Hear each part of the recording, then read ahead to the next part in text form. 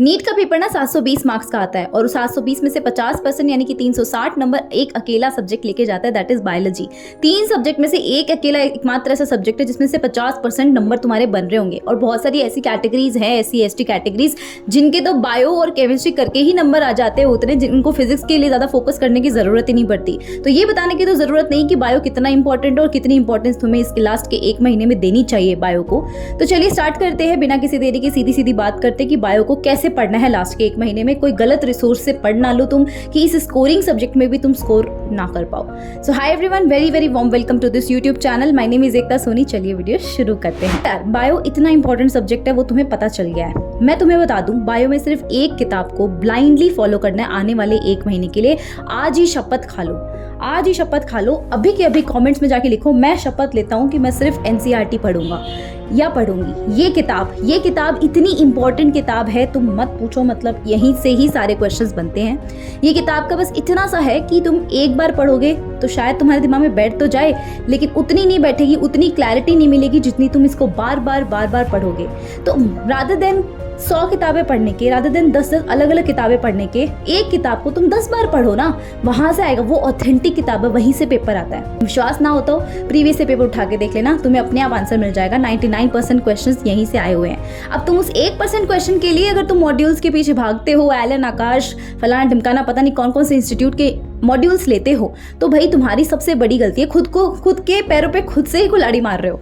तो बायो के लिए एक किताब फॉलो करनी है, NCERT। अब NCERT को सीधे बैठे हुए पढ़ने के लिए तो नहीं समझ में आएगी, बहुत ही हार्ड सी किताब है, बहुत ही अजीब सी लैंग्वेज है।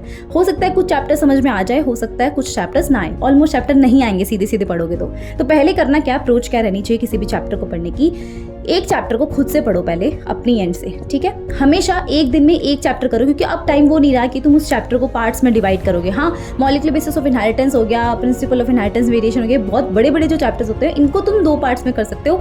बट हाँ, जो आपके छोटे चैप्टर्स है, ऑलमोस्ट सारे चैप्टर्स इतने ही होते हैं कि एक दिन में आप अगर 3 घंटे 4 घंटे लगातार बैठो तो हो जाता है। और ये सारे स्टडी रूटीन में वैसे भी अपने टेलीग्राम पे शेयर कर रही हूँ कि आपको कौन से टाइम पे क्या करना है, तो प्लीज एक बार टेलीग्राम जरूर ज्वाइन करना, डिस्क्रिप्शन बॉक्स में आपको लिंक प्रोवाइडेड है। तो किसी भी चैप्टर को पढ़ने की सीधी सीधी टेक्निक होनी चाहिए कि पहले खुद NCERT पढ़ो एक बार रीडिंग लगा के, उसके बाद जिस भी टीचर का लेक्चर अच्छा लगता है, और अगर तुम चाहते हो कि मैं तुम्हें बायो पढ़ाऊँ तो मेरे बायो पढ़ाने के लिए तुम वोट कर सकते हो। डिस्क्रिप्शन बॉक्स कमेंट सेक्शन में जाकर रेड हार्ट जरूर बनाना, जितने ज़्यादा रेड हार्ट आए होंगे उतना ही जल्दी मैं बायो स्टार्ट कर पाऊंगी नीट के लिए।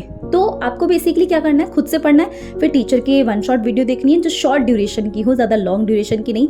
इतना भी लॉन्ग नहीं होना चाहिए कि भाई एक चैप्टर को खींचे जा रहे हैं। शॉर्ट उतना भी शॉर्ट नहीं होना चाहिए कि जिसमें आपको इन्फॉर्मेशन जितनी सफिशिएंट थी वो आपको मिली ही नहीं है। तो बेसिकली आपको एक डिटेल्ड 1 शॉट चाहिए, और अगर आप मुझसे बायो के लिए डिमांड करेंगे तो मैं आपको डिटेल्ड 1 शॉट ही दूंगी, जो शॉर्ट भी लगेंगे, क्रिस्प भी लगेंगे, और सारी इन्फॉर्मेशन जो रिक्वायर्ड है एग्जाम के लिए वो सारी मैं प्रोवाइड करूंगी। तो प्लीज़ रेड हार्ट ज़रूर मुझे बताइएगा कमेंट सेक्शन के अंदर करके, ताकि मुझे पता चले कि कितने बच्चे चाहते हैं बेसिकली, क्योंकि ज़्यादा लोग चाहेंगे तो ही मैं वो वीडियो शुरू करूँगी, अदरवाइज फिर मैं नहीं करूँगी, ठीक है। तो ये आपको करना है, टीचर का 1 शॉट वीडियो देख लिया। अब क्या करना है, अब वापस एक बार NCERT पढ़नी है। अब ये 3 स्टेप्स, 3 लेयर का एक सैंडविच मॉडल ना आपको ये फॉलो करना है NCERT के लिए, ठीक है। अब क्या करना है, यहाँ पे क्वेश्चन प्रैक्टिस ज़्यादा नहीं लगती, फिजिक्स में क्वेश्चन प्रैक्टिस बहुत लगती है, यहाँ क्वेश्चन प्रैक्टिस कम करोगे तो भी चलेगा, लेकिन मैं आपको बस ये रेकमेंड करूँगी कि लास्ट का, क्योंकि 1 महीना बाकी है ना, तो जितना ज़्यादा हो सकता है उतने ज़्यादा प्रीवियस ईयर पेपर लगाओ। अब ये नहीं कि तुमने प्रीवियस ईयर पेपर 30 इयर्स की किताब खरीद ली और 30 इयर्स के लगाने लग गए। देखो 30 इयर्स की किताब तब बेनिफिशियल होती है जब तुम्हारे पास ज़्यादा टाइम होता है नीट के लिए। अब तुम्हारे पास टाइम नहीं है, 1 महीना है, तो थोड़ा सा स्मार्ट बनो। तुम 10 इयर्स के प्रीवियस ईयर पेपर कर लो, 7 इयर्स के कर लो, लेकिन उसको रिपीटेड मोड पे करो, बार बार। ऐसा नहीं कि 2019 का पेपर आज हमने सॉल्व कर लिया तो बस अब आज कर लिया, अब वापस नहीं करेंगे। नीट एग्जाम तक वो 2019 का पेपर 3 से 4 बार वापस सॉल्व होना चाहिए ईच एंड एवरी सब्जेक्ट के लिए, फिजिक्स, केमिस्ट्री एंड बायो के लिए। तो स्पेशली बायो के लिए तुम्हें एक टाइमर लगाना है। 90 क्वेश्चन आते हैं प्रीवियस ईयर पेपर के अंदर, बस सीधा वो पेपर उठाओ, क्योंकि उससे ज़्यादा ऑथेंटिक क्वेश्चन कहीं नहीं मिलेंगे। वही कॉन्सेप्ट बार बार रिपीट होंगे, तुम खुद बार बार करोगे ना, तुम्हें खुद पता चल जाएगा कि यार ये क्वेश्चन मतलब पिछली बार भी आया था, इस बार भी आ गया है, कुछ अलग वे में पूछा गया है बस। तो question as it is repeat हो जाए तुम्हारी अच्छी किस्मत है, लेकिन एज इट इज़ रिपीट कम होते हैं, लेकिन ज़्यादातर कॉन्सेप्ट्स रिपीट होते हैं, ज़्यादातर वो टॉपिक रिपीट होता है। और सीधी सीधी बात मैं तुम्हें बताऊं, जब अगर तुम बायो स्टार्ट कर रहे हो ना अभी, तो बायो ऐसा नहीं कि तुम ऐसे बैठ गए किताब लेकर और पढ़ने लग गए। गए। बायो में तुम्हें ये जानना बहुत ज़रूरी है कि मोस्ट इंपॉर्टेंट चैप्टर्स और हाई वेटेड चैप्टर्स कौन से हैं। उसकी लिस्ट तुम्हें स्क्रीन के ऊपर दिख रही होगी, स्क्रीनशॉट ले लो तुरंत के तुरंत और इसी हाई वेटेज ऑर्डर के अकॉर्डिंग ही बायो को पढ़ना है। ज़्यादा हाई वेटेज जो चैप्टर्स हैं उनको पहले कर लो, लो वेटेज को अपन बाद में कर लेंगे। इतनी सी आपको चीज़ करनी है। तो बायो के लिए सिर्फ 3 चीज़ें करनी है। पहला जो मैंने बताया 1 शॉट वीडियो, दूसरा एनसीईआरटी से रिवीजन, तीसरा प्रीवियस ईयर पेपर और एक चौथी चीज़ तुम करो, वो बहुत इंपॉर्टेंट है, वो है ज़्यादा से ज़्यादा बार रिवीजन। जितनी बार रिवीजन होगा उतनी बार बायो दिमाग में बैठेगी, जितनी बार। और देखो मैं बताती हूँ, तुम जब चैप्टर पढ़ोगे ना तुमको लगेगा सब आता है तुम्हें। सबको यही लगता है कि हमें बायो तो बहुत इजी सब्जेक्ट है, क्योंकि देखो जो नीट देने जा रहा बच्चा है ना वो बायो की वजह से ही नीट दे रहा है, ठीक है। बायो ही अच्छा लगता है उसको, तभी वो डॉक्टर बनना चाहता है। तो बायो को इतना हल्के में मत लो कि हमको तो आता है, हम तो फिजिक्स केमिस्ट्री में दिमाग लगाएंगे, टाइम लगाएंगे, स्मार्ट गेम खेलो। फिजिक्स में अगर तुम्हारे 130 120 मार्क्स भी बन जाएंगे ना, बायो में तुम 340 350 तक मार्क्स बना लो, केमिस्ट्री में तुम 150 प्लस ले आओ, 160 ले आओ, तुम कट ऑफ क्रॉस कर लोगे। तो बेसिकली यहाँ जानने की बात ये है कि बायो इतना इंपॉर्टेंट है कि तुम इसको रिवीजन के लिए तो बिल्कुल हल्के में नहीं ले सकते। तुम ये नहीं सोच सकते कि रिवीजन भाई ठीक है, 1 बार कर लिया, 2 बार कर लिया, हो गया, नहीं होगा। ज़्यादा से ज़्यादा बार रिवीजन करो। और ये प्रॉपर स्टडी रूटीन ना मैं अपने टेलीग्राम पर देती रहती हूँ, तो प्लीज़ टेलीग्राम ज़रूर ज्वाइन करना। अगर आपको चाहिए मैं ये हाई वेटेज वाला जो PDF है वो टेलीग्राम पर शेयर कर दूँगी, तो टेलीग्राम ज़रूर ज्वाइन करना।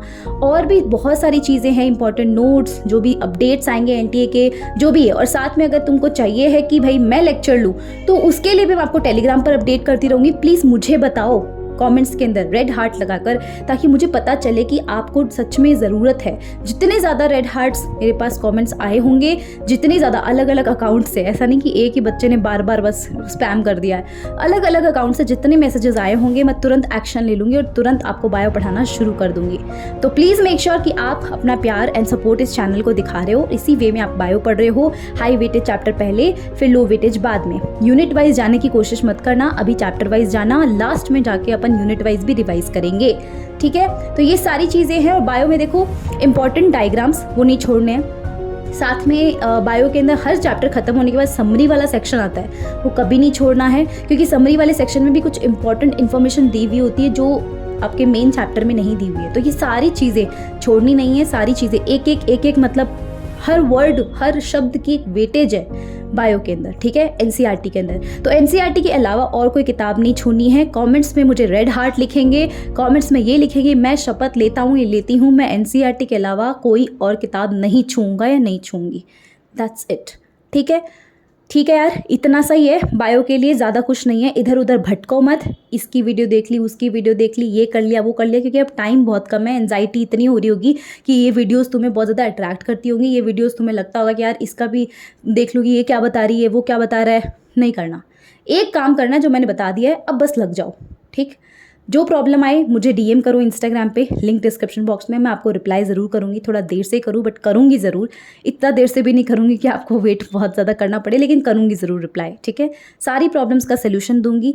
बस आप इस चैनल को सब्सक्राइब कर लो, बेल आइकन प्रेस करके, नोटिफिकेशन ताकि आपके पास आ जाए, तो बेल आइकन ज़रूर प्रेस करिएगा नोटिफिकेशन आने के लिए सारी वीडियोस के। And yes, thank you so much for watching this video till the end, and मिलते हैं नेक्स्ट वीडियो के अंदर।